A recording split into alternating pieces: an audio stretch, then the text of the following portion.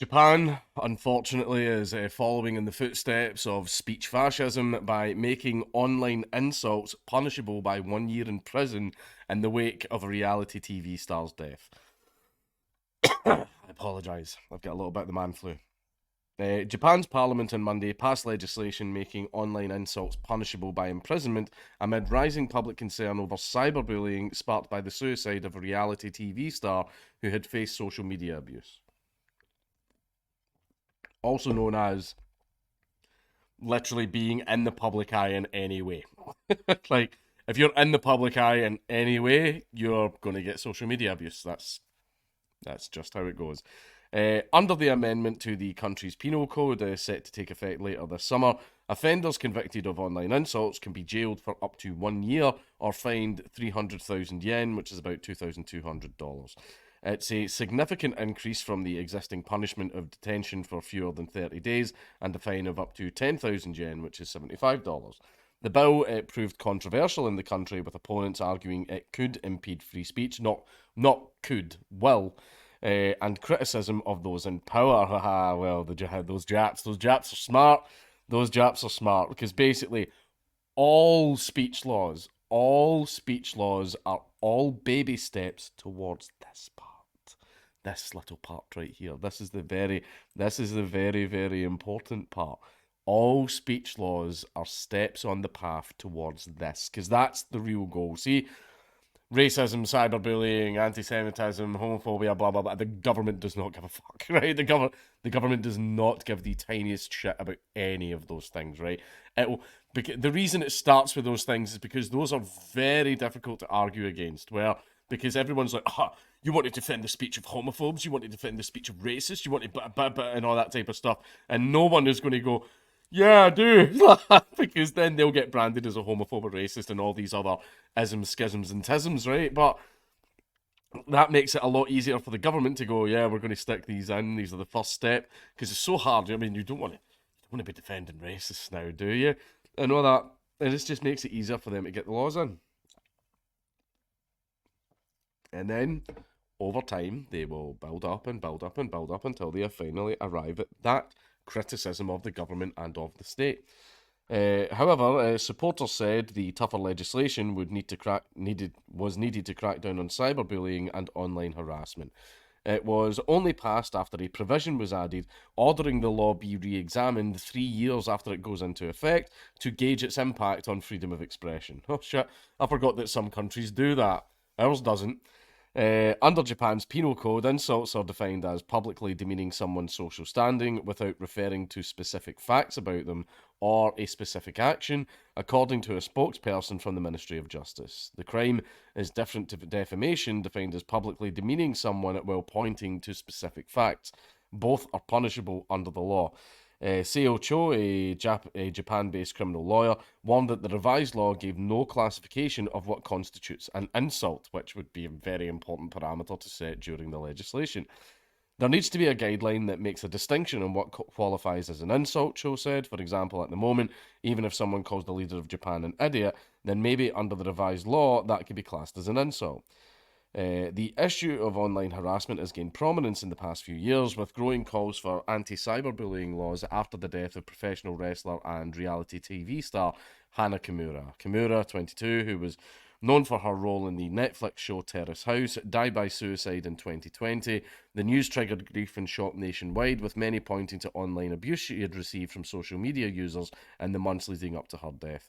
Other cast members came forward to share their own experiences of online abuse. Soon after her death, top Japanese officials addressed the dangers of cyberbullying and pledged to speed up government discussions on relevant legislation. Kimura's mother, former professional wrestler Kyoyo Kimura, campaigned for a stronger anti-cyberbullying laws after her daughter's death. My voice is sounding weird because I'm trying not to bloody cough. Says as he drinks Coke Zero. And set up a non-profit organisation called Remember Hannah to raise awareness about cyberbullying. Kyoko held a news conference after the Parliament announced its decision on Monday, praising the new law. I want people to know that cyberbullying is a crime, she said, adding she hoped the amendment would lead to more detailed legislation. And one thing that basically, if I was a totalitarian leader, One thing that I would absolutely do under cyberbullying, what constitutes cyberbullying? What constitutes an insult? Even if you say things that are true. For example, if I was a politician and I was passing some very, very horrible laws, I can't believe that Baron Dankula passed this law. He is a complete scumbag. He's so subhuman. You call me a scumbag, I'm afraid. It's an insult. It's cyberbullying. I feel attacked. I feel afraid. Oh, I'm thoughts of suicide. I'm thoughts of suicide. So I'm afraid what you did was a crime. So I'm afraid you're going to have to delete your tweet and then you're going to get arrested. And then what I'll do as well is I'm going to make sure that you being arrested gets put in the paper and gets put everywhere else. So everybody reading going, oh, holy shit, you can get arrested for that now. And that creates, we call this the chilling effect. That makes everyone very, very nervous about doing the same thing, because then their head could be on the chopping block. I'm just saying that's what I would do. And I'm just saying that's what politicians are literally doing right now. It is important. It is important to know these things. It is important to call them out whenever you see them. People keep complaining about my audio, by the way, so I'm actually going to turn it up a wee bit.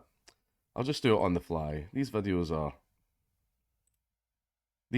just like fucking... In fact, if I said it there, that'll be fine.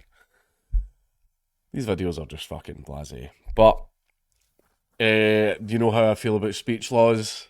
Not a fan. Not a fan of them, because I know what the end result is. Like, one thing, I keep pointing this out to people.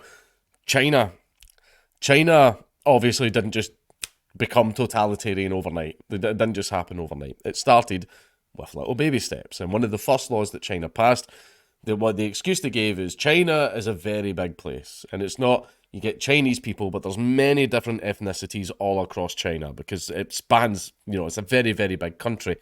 And there was a lot of discrimination, hatred, and denigrating comments between the different ethnicities in China. So to promote social unity under the great glorious China, right? To promote like complete social unity, all that kami gobbledygook, they passed laws that said it was now illegal for you to use like hate speech towards all these different ethnicities. It was to make the country one, to unite Chinese people under the same nation, under the same flag. And then after that, there was more laws, and then more laws, and then more laws, all tacked on to that same law. Oh, well, it's not just enough to not be racist. You can't actually say mean things to people. Oh, some of the mean things that you say could actually put people's life in jeopardy. Oh, God. A few Chinese politicians have been murdered now under extremely strange circumstances, by the way. Very, very, very odd. I mean, no bodies, no pictures, no nothing. It was so strange. We now need to have laws in place to protect politicians, so you're not allowed to criticise them, you're not allowed to say bad things about them. Oh, God. Now you're actually trying to turn people against the government, but the government gives all the people these wonderful things. By you coming against the government, you're trying to stop us from giving people wonderful things and us taking care of them. So basically, you're not harming the government. This isn't for the government. You're trying to harm the people, and we must protect the people by passing these laws to protect the government so they can protect the people. That's what happens. That's what happens. And you're seeing the West starting to follow suit. Right? It's just, this has happened before. This is why I don't like speech laws. However, we're at like the racism discrimination stage, right? One of the things that I want to point out to people, right, is you know that the West wants to follow the Chinese model. China has become extraordinarily fucking strong. Extraordinarily fucking strong and patriotic as fuck. Their population's patriotic as fuck. Europe wants to form the same thing. Do you know what one of the main reasons why the European Union was formed? Because of China. Because of China. Like, fucking, like, Tony Blair let it slip during an interview where he basically says there's over 1 billion of them. He just flat out was like, there's over 1 billion of them. If shit hits the fan, we need a plan. Right? So they made the European Union to unite all of the countries as basically a warning to China saying, don't fucking invade, because we've all united with each other now. Why do you think the European Union wants an army? I mean, it's not for Africa, it's not for South America, it's not for well, maybe it's for the Balkans, but it's not for the Balkans, it's not for Australia. It's not for anywhere fucking else. The only reason that the European Union would want a fucking army is because of China. Because of China and obviously Russia as well. Right? That's why. And basically, China, despite being its only one little country, has become extraordinarily fucking powerful on the world stage.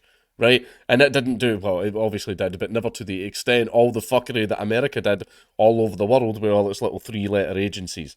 China managed to do an awful lot on its own. And unfortunately, despite the Chinese model being utterly morally bankrupt, just throwing human rights into the wind after pissing on them and just being utterly fucking miserable, unfortunately, when it comes to making a country powerful, that system works. And the West has realised that, and they've realised if they're going to follow suit and they want a hope in hell of doing anything against China, they'll have to follow a similar model. And they are.